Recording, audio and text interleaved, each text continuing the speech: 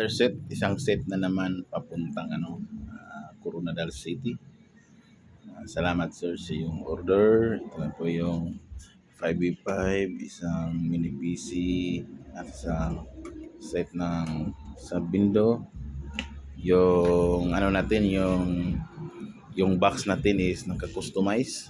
Halimbawa, pag nasira yung yung nasa loob ng bindo mo, hindi mo na babaliktarin. Hugutin mo lang ito.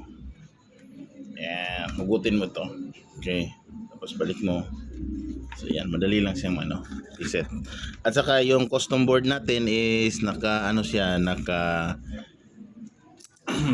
na hindi matutulog yung natin, yung MCU. At meron nga pala tayong bagong produkto ngayon. Ito. Sa nakakaalam lang nito kung ano ito. 350 lang. Ito po ang trabaho niya. Makita ko sa niya. Ayan.